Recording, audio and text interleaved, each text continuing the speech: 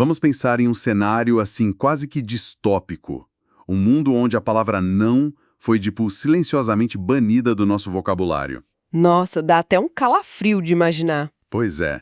E não por uma lei ditatorial ou algo do tipo, mas por um consenso não dito de que frustrar alguém é, o pior dos crimes. O que, na verdade, muda tudo, né? Muda tudo.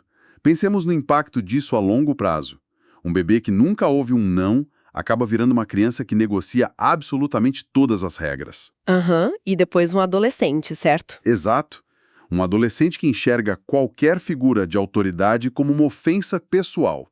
E, por fim, a gente chega num adulto que foge das próprias responsabilidades ao primeiro sinal de desconforto. É uma progressão bem assustadora. Muito parece roteiro de filme, mas essa é exatamente a linha do tempo que o nosso material de hoje vai explorar. Sejam todos muito bem-vindos a mais essa imersão profunda para quem acompanha a gente sempre por aqui. É um prazer estar aqui para mais essa análise. A nossa missão hoje é dissecar um texto assim incrivelmente reflexivo e espinhoso também. Ele se chama A Vara e o Mundo, o pai, a mãe, o professor. E é bom a gente já preparar o terreno, né? Com certeza.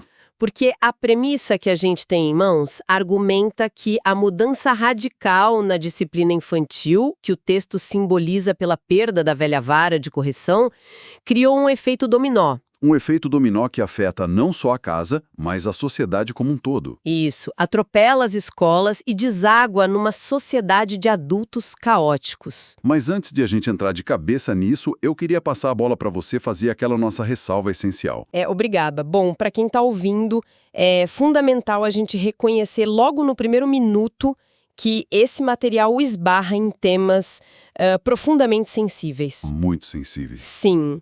Nós estamos lidando com a evolução histórica de métodos de educação, disciplina física, autoridade parental. Sim. E a crise atual nas escolas. É um caldeirão, né? Totalmente. Então, o nosso papel aqui nessa análise não é julgar, não vamos tomar partido, nem endossar os métodos do passado, nem condenar as cartilhas modernas de parentalidade. Exatamente. A gente não está aqui para dizer o que é certo ou errado. Nossa função é mergulhar na mecânica do argumento do autor. É entender, a lógica, a retórica e as observações sociais que fundamentam essa linha do tempo tão contundente que a fonte apresenta. Feita essa ressalva, que é importantíssima, o ponto de partida dessa nossa jornada leva a gente direto para um cenário doméstico do passado. Uma coisa que era regra absoluta para muitas gerações. Aquela presença física da vara. Isso, a famosa vara guardada atrás da porta. E olha, a descrição que o texto traz não mostra esse objeto como um instrumento de punição aleatória, sabe? Não era uma violência sem sentido, pelo menos na visão do texto. Exato. A imagem construída é a de um símbolo de limite. Era um negócio simples, visual e que todo mundo na casa compreendia. A regra estava posta ali. Estava posta. Não era um enfeite. E também não era aquela falsa ameaça que o pai ou a mãe grita do outro lado da casa e nunca cumpre, né? E essa materialidade da regra é o que ancora o primeiro grande argumento da nossa fonte. A vara ali, visível, funcionava cognitivamente para a criança como uma demarcação de território. O limite inegociável. O negociável. A fronteira não era abstrata, ela era física. A criança não precisava, ficar adivinhando até onde podia ir. Ok, vamos desempacotar isso um pouco. Porque o ritual de correção que o texto descreve chama muita atenção pela dinâmica psicológica, sabe? Como assim? Bom, quando uma criança cruzava essa linha, a cena não era de perseguição pela casa ou gritaria. O texto diz que a criança que aprontava não fugia. Ela mesma ia lá. Exatamente. Ela ia até o canto, pegava o objeto e entregava para a mãe. Pensando nisso, me vem logo à cabeça a estrutura de um campo de esportes. Ah, as linhas do campo? Isso. Pensa bem, quando um jogador pisa 1 milímetro fora da linha lateral, o juiz apita e a posse de bola muda. O jogador fica chateado, lógico, mas ele não discute a existência da linha. A consequência é imediata, né? Absoluta de onde a fronteira estava desenhada. O que é fascinante aqui é o esforço deliberado do autor em separar essa estrutura de autoridade da ideia de barbárie. Sim, ele faz questão de separar isso. Ele enxerga esse modelo como um sistema que gerava segurança emocional através da previsibilidade.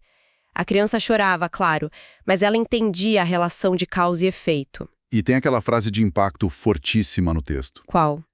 Era a dor curta que ensinava a lição longa. Nossa, essa frase é muito marcante. E do ponto de vista da psicologia comportamental da época, essa clareza eliminava a ansiedade da indefinição. O limite não dependia, sei lá, do humor dos pais naquele dia. O limite era uma instituição dentro da casa. E isso se estende perfeitamente à figura do pai que o autor descreve ali. Pai que não precisava gritar. Exato. Uma autoridade que não precisava de volume de voz. Bastava um olhar. O não era um ponto final. E o agora não admitia 5 minutos de negociação. Essa dinâmica criava um ecossistema de alta previsibilidade, né? Uma hierarquia vertical. Totalmente. E o amor existia ali, segundo o texto, sem o temor caótico, porque todo mundo conhecia as regras do jogo. Só que o motor dessa narrativa vira exatamente no momento em que essas estruturas verticais começam a ser desmontadas. É aí que a linha do tempo dá uma acelerada drástica. A transição para uma era marcada pela hesitação. O momento em que as linhas começam a ser apagadas da sala de estar. Pois é. O texto relata que a vara foi escondida, depois esquecida e finalmente condenada pela sociedade moderna. Um avanço civilizatório, né? Sem dúvida. Mas a verdadeira virada de chave, a tese mais espinhosa para a gente analisar, é o motivo apontado pelo autor para a degradação do comportamento que veio depois. Ah, o diagnóstico é pesado. Muito pesado. O texto afirma que os pais não abandonaram as rédeas só por medo de machucar, mas sim por uma preguiça de ensinar. Preguiça de ensinar. Esse é o grande pivô crítico da obra. É uma acusação séria, né? Demais. É uma leitura que sugere que a disciplina real deu lugar à desculpa constante. O exemplo prático foi trocado, pelo discurso interminável. O adulto discursando sem parar. Isso. Em vez de agir para conter o comportamento, o adulto moderno passou a discursar, na esperança de que a criança racionalize o limite por conta própria. Aqui é que a coisa fica realmente interessante, porque essa acusação exige que a gente tensione um pouco a premissa. Vamos lá. O problema que a gente está investigando surgiu puramente porque a ferramenta física foi removida. Ou a falha fatal foi os pais não terem construído um sistema novo para substituí-la. Uma nova forma de estabelecer limites. Exato. Porque abandonar o castigo físico é ótimo, mas a sensação que transparece no texto é a de um vácuo de poder. Se a gente não usa força, mas também não sabe impor autoridade com consequências práticas, o que sobra? Se a gente conectar isso ao quadro geral da análise, a resposta está na diferença entre parentalidade ativa e passiva. O autor defende que a autoridade ruiu não porque deixaram de bater, mas porque deixaram de educar. Deixaram de educar. É. E essa preguiça que ele menciona pode ser lida de forma mais analítica como uma exaustão diante da complexidade moderna. Ah, faz sentido. Hoje os pais tentam aplicar 30 teorias psicológicas diferentes. Isso gera uma paralisia. A parentalidade virou passiva. E tentar convencer uma criança de 3 anos a não jogar comida no chão usando argumentos diplomáticos. Exatamente. Em vez de aplicar uma restrição imediata. É a exaustão do debate constante contra a eficiência do limite absoluto do passado. É a armadilha de tratar uma criança como se ela fosse um embaixador nas Nações Unidas, sabe? Nossa, é bem isso. O cérebro infantil não tem esse córtex pré-frontal desenvolvido para processar tanta abstração. Ele precisa saber onde fica a parede para parar de bater a cabeça. E a física ensina pra gente que a energia não desaparece, ela se move. E essa energia indisciplinada precisa ir para algum lugar. Vai transbordar. Quando esse vácuo de autoridade se instala em casa, o destino dessa migração é o nosso próximo ponto. O espaço público passa a pagar a conta do espaço privado. E quem recebe o primeiro impacto? A escola. Inevitavelmente, a escola. O cenário que o autor pinta nas salas de aula é desolador. As malcriações que ficavam restritas na casa cruzaram os portões das escolas. E lá dentro, a dinâmica de poder inverteu completamente. Uma virada de 180 graus. Sim. Os professores, que antes eram o ápice da autoridade, agora são descritos no texto como reféns. O termo refém diz muito sobre o esvaziamento institucional que a escola sofreu. Reféns de olhares desafiadores e, na imagem mais forte do texto, reféns de celulares em punho. É uma mutação perversa da função da escola. Antes ela lapidava o intelecto, agora ela tenta apenas, nas palavras do autor, sobreviver ao recreio. Sobreviver ao recreio. É muito triste. E essa imagem do celular em punho funciona como uma metáfora brilhante. Faz todo sentido. A vara era o poder centralizado no adulto para manter a ordem. Hoje, o celular filmando fora de contexto é o poder descentralizado no aluno para aniquilar a autoridade do professor. É intimidação moderna. Para ilustrar isso, eu gosto de uma analogia de tecnologia. O professor hoje tenta instalar um software super complexo tipo álgebra, história, num computador onde o sistema operacional básico nunca foi instalado. O sistema operacional sendo o comportamento. Isso. Saber sentar, fazer silêncio, respeitar o turno de fala. Se os pais não instalam esse sistema operacional em casa, o software da escola simplesmente não roda. Não roda, não importa o quão bom o professor seja. Essa analogia ilustra bem o colapso pedagógico que a fonte aponta. A escola perde a sua utilidade quando a base ética é delegada inteiramente a ela. É um peso injusto. Muito! O educador não tem as ferramentas, nem o tempo, nem a permissão legal para civilizar dezenas de alunos do zero. E a escola falha porque está sobrecarregada com essa função primária. E é um sistema fadado à exaustão. Só que tem um detalhe, o relógio não para. As crianças crescem. Elas crescem. Aquelas crianças que nunca ouviram um não resoluto na sala de estar e que aprenderam a subjugar o professor, elas inevitavelmente se tornam adultas. O que leva a gente para o estágio final e mais alarmante dessa progressão toda. A consequência é na sociedade macro. Exato. A falha micro da família e da escola contamina o sistema como um todo. O ambiente macro passa a sofrer os efeitos de uma geração sem fronteiras. E a imagem que o texto usa para coroar isso parece tirada direto dos vídeos virais da internet. Adultos sendo abordados por policiais e simplesmente correndo. Fugindo desesperadamente. Fugindo.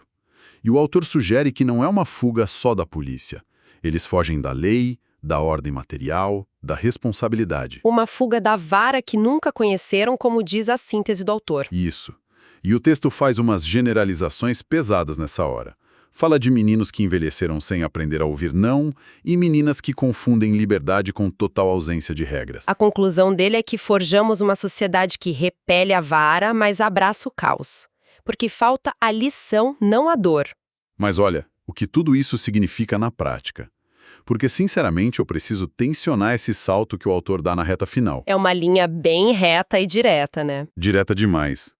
A gente pode realmente afirmar que um adolescente com o celular na sala de aula vira inevitavelmente o adulto que foge da polícia? É uma relação de causa e efeito muito simplificada. Sim, é pegar um problema multifacetado e espremer numa narrativa de declínio moral. Tem fator econômico, desigualdade, saúde mental no meio disso tudo. Isso levanta uma questão essencial sobre como interpretar diagnósticos sociológicos assim. A gente não deve enxergar isso como uma profecia determinista matemática, sabe? A intenção retórica aí é atuar no nível macro. É uma grande metáfora para a erosão do pacto cívico. Quando a fonte aponta essa confusão entre liberdade e ausência de regras, ela coloca um espelho diante da cultura contemporânea. Um espelho incômodo. Bastante. A neurociência mostra que o córtex pré-frontal precisa de atrito para se desenvolver. Precisa do não. Se a gente tira todos os freios na infância para evitar desconforto, criamos adultos que enxergam qualquer regra, tipo uma fila de banco, como uma agressão intolerável. Faz muito sentido visto dessa forma. A tese insiste que o que nos falta hoje não é a dor, mas a garantia incontornável da lição de que ações geram reações. Exatamente. Ações geram reações inadiáveis. Bom, isso amarra perfeitamente todos os fios que fomos puxando hoje. Vamos fazer um resumo rápido para consolidar essa jornada? Vamos lá. A gente começou entendendo a vara atrás da porta não como violência, mas como a materialização de uma fronteira que trazia segurança emocional. Previsibilidade. Isso. Aí avançamos para a tese de que a modernidade abdicou da autoridade, trocando a disciplina por discursos intermináveis. A parentalidade passiva, a preguiça de ensinar. Exato. Vimos como essa omissão transformou as escolas em campos de sobrevivência através daquela nossa analogia do sistema operacional não instalado. Com professores reféns de alunos armados com câmeras. E terminamos debatendo o sintoma final. Uma sociedade de adultos alérgicos à frustração e incapazes de sustentar as próprias escolhas. É uma progressão que tira a gente da zona de conforto. E o que torna isso ainda mais pesado é ver onde o peso do fracasso sistêmico vai parar. Em quem sobra, né? O texto encerra isolando uma frase: dia do professor é todo dia. É, no fundo, um tributo silencioso a esses reeducadores. Um reconhecimento do fardo deles. Sim, eles assumiram o fardo colossal de serem o último bastião de sanidade numa sociedade que está esgarçando. Os professores viraram a última represa de uma barragem rachada. E para finalizar a nossa imersão de hoje, quero deixar um pensamento inédito para quem nos acompanha continuar refletindo. Excelente. Qual é a reflexão? O texto afirma categoricamente que o que faz falta não é a dor física, mas a lição de causa e efeito.